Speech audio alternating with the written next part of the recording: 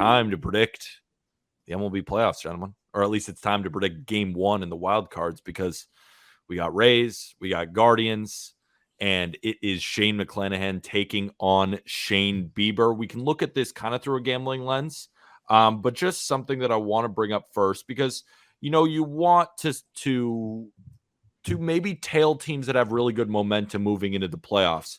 So Cleveland Stats, who have become my favorite Twitter follow, it's at Cle_stats, Cleveland Stats on Twitter. They just put out a bunch of Cal Quantrill propaganda, and I keep commenting under his thing. I'm like, you're my favorite Twitter account, and he follows me. I don't know if it's a he or she. Whoever's running this account is phenomenal. That's sick that they follow you. Yeah, it's phenomenal. Everyone follows me now. Last 30 games of the season, win-loss record, Cleveland 24-6 in their last 30 games. Houston 21-9, Braves 20-10, Dodgers 20-10, Yankees 20-10, Toronto Blue Jays 19-11, Mets 17-13, Cardinals 16-14, Padres 16-14, Seattle 16-14, Philly 14-16, and the Rays 12-18. So in terms of momentum moving into the playoffs, while you do have Shane McClanahan, I can't lie, guys, more likely than not, and you'll hear my picks. It's actually available this morning. I really want to go more into the data and really figure out who I want to bet on a gambling sense. But I got to say, I am definitely leaning Guardians money line. I have to be leaving Guardians money line -120 with Shane Bieber, guys. The only thing I will say is that the Cleveland Guardians have a better OPS against left-handed pitching than the Oakland A's, the Miami Marlins, and that's it. A 646 OPS against left-handed pitching for Cleveland. You're right. Over the full season, you are correct. But they have been better lately. They put up 5 runs against Daniel Lynch. And if we look at the last 30 days, since September 6th to October 6th, they have a 103 WRC plus as a team and the 5th lowest strikeout rate against lefties. As a team, they're slashing 288, 330, 389. Remember, Stephen Kwan was not the leadoff hitter at the beginning of the year. Ahmed Rosario has been better against lefties. No Oscar Gonzalez. No Oscar Gonzalez is another one. This is a better team against lefties than they showed at the beginning of the season. They were dog shit against lefties, no doubt about it. I was fading them against lefties, except when Quantrill was on the mound. But they have been better against lefties. And Shane McClanahan has not looked very good in the second half, has still been dealing with injuries. Does the lefty concerns, because also, the Rays have a phenomenal bullpen. If Shane McClanahan gets into a little bit of trouble here, you're going to have the Rays bullpen. So even maybe the lefty splits may not make that much of a difference. My big thing, honestly, I'm not that worried about, the Rays pitching. I'm not really worried about. My big concern is I just don't think they're going to be able to hit the Guardians whatsoever. I just don't see how the Rays are going to score, period. That's my big concern, and that's why I think ultimately the Guardians are going to take care of business. Is you look at what the Guardians have done over the last 30 days, a 2.73 ERA. You talk about the matchups and things like that as well, but I just don't think the Rays offense is going to muster up much. I don't think the Guardians have to do much to really be able to beat this Rays team. They score a couple runs. That might be all they need, especially with the way that the Guardians have looked both in the bullpen and in the starting rotation. Their ERA is the 4th best in Major League Baseball over the last 30 days, behind only the Dodgers, somehow the Cubs, and the Astros. And I just think that they're gonna keep the Rays offense in check. I think the Rays are gonna really struggle to score. And also, when you do the split leaderboards and you get the Guardians at home, everything ticks up for them. And with the Rays, they have not been a very good road team. What if I told you that on the road this year, they are a 500 team on the road? Not very good. Cleveland, very good at home. And the Rays ranked 24th in WRC plus against righties in the last 30 days with an 85 WRC plus. Are you leaning Rays here, Chuck? I mean, every single time I give a stat, you give me the, oh, really nice stat, idiot. No, I just can't get over the fact that you said everybody follows you now. I'm so hung up on that right now. He's got 11,000 followers on Twitter. If that's what you're hung up on, get over it. Let's talk some ball. Okay. No, I'm saying Guardians because since the All-Star break, Shane Bieber has a 2.4 ERA. Shane McClanahan has a 4.2 ERA. Simple as that. One is a lot better than the other right now. Guardians minus 120. We're rolling with it, gentlemen. Yeah. Also, I talked about some series prices too. Guardians series price minus 120 to win the whole series. Yeah. You like that too? I love that. Yes. I love that. Should we move on to the next game? Or Jack, are you over my comment earlier? Or I'm over it now. It was a little bit not condescending, but just kind of braggy, but no, for no reason. Whatever. I mean, he has a K next to his follower total. That's the sickest thing you can have. Honestly, Jack, you don't talk to me for the rest of this episode unless you get a K next year. Phillies Cardinals. Oh, you just made it worse. Now you lost me. I was in your corner. You lost me. I was. Let's get past it. Phillies Cardinals. The line is even currently. Starts at 207. We're gonna get Jose Quintana versus Miles Michaelis. No, excuse me. We're gonna get Jose Quintana versus Zach Wheeler. It was up in the air whether it was going to be Quintana or Michaelis, but I think they are starting. Quintana. I gotta say, guys. Yeah, it is Quintana. I'm pretty in between. I'd love to hear what you guys are thinking on this one. Oh, you go first. Quintana we talked about this on the other episode. Quintana might be the guy you trust the most right out of this rotation, Jack, right now. Yeah. Yes. How do you feel about him against Wheeler then? I'm throwing it right back at you. So here's the thing, like with all of my stock being put into the starting pitching matchup in game one in Tampa, Cleveland, I am placing very little stock for some reason into the starting pitching matchup in this game at Busch Stadium. And for some reason, that's the thing that rings the loudest in my head. Like, it's in St. Louis, and I don't really care who's on the hill as long as they're good. And Michaelis, Quintana, Wainwright, whoever it might be, I'm just siding with St. Louis here. Like, I don't know. For some reason, I think they're just going to hit enough, and Busch Stadium is going to provide this magic, man. I mean, that's a plum pick. I'll let Peter. I'm with you, Jack. I'm going to side most likely with the Cardinals here. If we're looking at like Phillies, how they've done against lefties, they have about 100 WRC plus in the last 30 days versus the Cardinals have around a 96 WRC plus against righties. But something that I notice is that Wheeler gets a lot of his outs on strikeouts. I mean, he's just a really good pitcher, but he relies on the strikeout, and the Cardinals have one of the lowest walk rates in that span. So while they're not getting lucky, I guess, with the ball placement of how it comes off the bat, they aren't striking out, which bodes well for the Cardinals. The Phillies have been a very bad road team this season, 40-41 on the road, kind of similar to the Rays, but a little bit worse. I would side with the Cardinals in this matchup. And while I think we're getting a slight discount on the line because you have a guy like Zach Wheeler, but the Phillies bullpen, it wasn't very good at the beginning of the season. Then it had a really, really good stretch. And then it is kind of been falling off lately. David Robertson, Sir Anthony Dominguez have not been as good as they were earlier in the year. I think this is going to be one of those close games. I actually wouldn't be surprised if it goes under. I think Quintana turns in a very nice start here. And it's hard to find a better home team than the Cardinals have been this year, going 53-28. Cardinals, Busch Stadium, game one. The only edge, in my opinion, that the Phillies have is Wheeler's name value. That's not enough for me to go with the Phillies here. I think the Cardinals win this one outright. Yeah. You know what Quintana's done at Busch since the trade? Been unhittable. This season alone, he's been unhittable. A 1.86 ERA in 5 starts at Busch, 29 innings. He's literally has a 0.86 whip. This guy's been unhittable at Busch. I think he's going to keep it going now. I feel pretty good about it. Cardinals money line minus 110. Do you guys feel more confident about that one or the Guardians one? Because the more we talk about it, the more I like the Cardinals. I like Cardinals more than I like Guardians. Cardinals. Yeah, I think there's more of a separation in the entire team. The only thing that holds me back is Wheeler. But if you get over the name value there and look at what Quintana's done at Busch, look at what he's just been in so far this season overall. I mean, once you get past that, it really is not really close between those two teams, especially when you get the home field advantage. Jose Quintana has to be one of the most stressful watches for Cardinals fans. And I love him. I love him. I love watching him throw, but I mean, he is playing with fire constantly because it's 89 on the corner. Imagine if he misses with 89 on a clothesline just down the dick. He's screwed, man. He hasn't missed. He hasn't missed all year. He was great with the Pirates. He's been better with the Cardinals.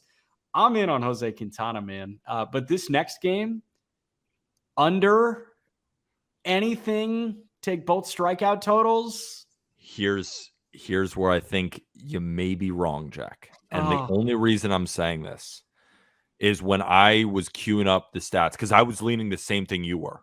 I was thinking this is a 3-2 game. I'm not exactly sure who's going to win, but these offenses lately against righties, Toronto is number 1 in Major League Baseball in the last 30 days in WRC plus at 134, and they're not striking out at all. Then you look at Seattle, walking a ton, highest walk rate in baseball in that span against righties with a 119 WRC plus.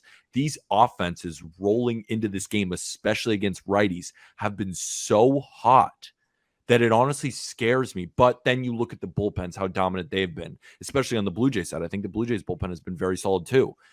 Both teams are hot rolling into this one. I would not touch the total. I think this could possibly go over, even though both of these starting pitchers are so nasty. But I think this one is so tough because if we're just talking about in the gambling sense, the line opened around -145, -150, and has gone down. -135 now is where you can get the Blue Jays. I'm stumped on this game. The same way I was stumped by Blue Jays Mariners in the series price. I genuinely have no idea who's going to win, Blue Jays or Mariners. Like, do you guys have a better read on this game? Because I lean towards the Blue Jays, but it's like the Blue Jays have been much better at home this year, but the Mariners are still a good road team, and the Mariners as an underdog have been one of baseball's most profitable, and the Blue Jays as a favorite this year went 53-80. I mean, when they were favored, they were just not profitable at all. This is easily the hardest game on the slate for me. Easily the hardest. But it's the best game. Easily. That's why it's hard. Yeah. No, that's what makes it the best. I will say Luis Castillo has struggled a little bit over his last 5 starts relative to what we've seen from him, in a Mariners uniform. You talk about all those other trends that kind of back that. I think the Blue Jays get game 1. And again, I really trust Manoah in the big game. And then I think ultimately we're going to see the Mariners get the next 2. That's my prediction. But I do like the Blue Jays. If we have to pick one in game 1, with the way the trends are going and big game Manoah, that's kind of my gut feeling there. I think the Jays take game 1. And Jack, after you heard those numbers, like sometimes in playoff baseball, you can throw the numbers out the window. Like sometimes we have to make a statistical argument other than just our plums. Yeah. But like, what are you thinking for this game? Do you still like the under after hearing that? Well, I throw numbers out the window at any chance I get. I think numbers are stupid as a whole. I think that we should just watch the game with our eyes and that's it. And batting average should not exist. I just say Jay's money line because I'm obviously not going to do it, but I don't know. I'm looking so forward to this dude off. I'm looking forward to Luis Castillo handing the ball to Alek Manoah and saying, fuck you, you're next. And Manoah, tossing a 1-2-3 inning and then handing the ball to Luis Castillo saying, fuck you, now you go again. Like that type of thing. It's because also with the Mariners offense, like in the last 30 days, J-Rod has come back more recently than that. So this offense even gets better than those stats said. Like, yeah, my thought is like the over. No. But for example, we're going to get to the next game, and that total is 6 with Darvish Scherzer. Is this one at 7 that much better of a pitching matchup? Why is it at 7? I think it's a better pitching matchup. Then Darvish Scherzer? I think this is a better pitching matchup. Ooh. I can't say that. Castillo is great. I don't think he's on the level of Scherzer, at least. I mean, you could say, Castillo might be on Darvish's level. No, I think he is on Darvish's level. I think I think Castillo and Manoah are above Darvish. Yeah, I think you would probably rank them Scherzer, Manoah, Castillo, Darvish. Yes. Yeah.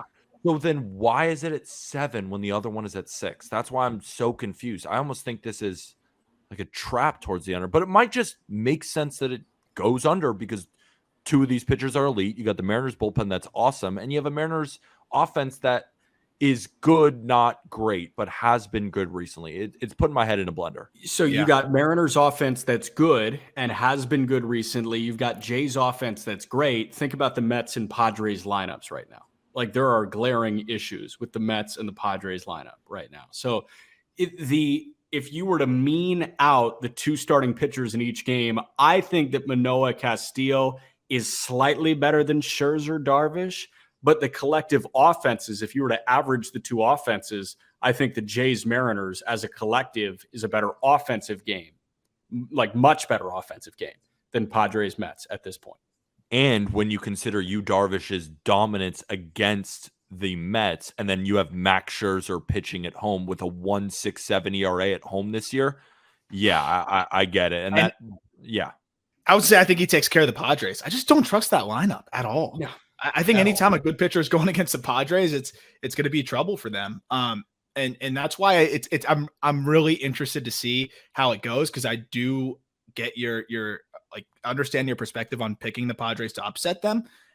I'm so concerned about the lineup, and I could see Max Scherzer just making quick work of them, and then we're like, oh, yep, there go the Padres again. That was quick.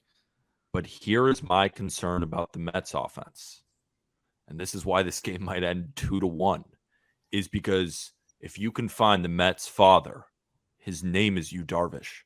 14 innings, 6 hits, 1 earned run this season, and plenty of strikeouts. And this isn't just this season. This dates back and back and back. Yu Darvish has owned the New York Mets. And while Darvish has had problems-ish on the road, it hasn't been as extensive as in previous years. He's actually had a lot of really, really good road starts. But if we look at Max Scherzer against the Padres this year, 6 innings, 5 hits, 2 earned. Like, they could hit him. It's not impossible. While I do think that the Mets have a very good shot at winning here, this is my first upset, I think. Like, I would way rather pick the Padres here than pick the Mariners. And I feel like the Padres at this price is the best value that we're going to get of any of these playoff games. And the Padres have much of a shot to beat the Mets as any of these teams have at beating anybody, especially in this game. I know you have, but that's the reason why, is that, like, I love the Padres here, but what am I going to do? Bet against Max Scherzer at home? No. And that feels like I'm putting money in a paper shredder. It's like when Peter Griffin goes to when he goes to Vegas and they ask, do you want to bet on a team? And he says, nope, just take my money. Yes. Like, that's what it feels like betting on the Padres in this spot. But I got to say, I love Yu Darvish. So I don't know where to go with this one. Where are you guys leaning? So Aram's a SpongeBob guy. You're a Family Guy guy. It's good to know. I've got my 2 shows covered. I go Mets because it's Max Scherzer in Queens. Simple as that. But for the value, let's say in a gambling sense, because yes, but like, would you lay minus 155 with the Mets? Like, yeah, because I think the Mets are going to win. Yeah, that's the thing. But it's going to be super low scoring. That's why the total is so low. Like, I just don't think there's any value there with the Mets. No, from a betting standpoint, I wouldn't touch that with a 10-foot pole. From the perspective of just, who I'm going to side with, and when I have to pick one, I'm going to take the Hall of Famer, and I know it's like very, you got a bunch of TikTok comments because you said like some similar things on, your predictions, and people are like, oh, yeah, really bold. Well, sometimes the answer is right in front of you and it's right.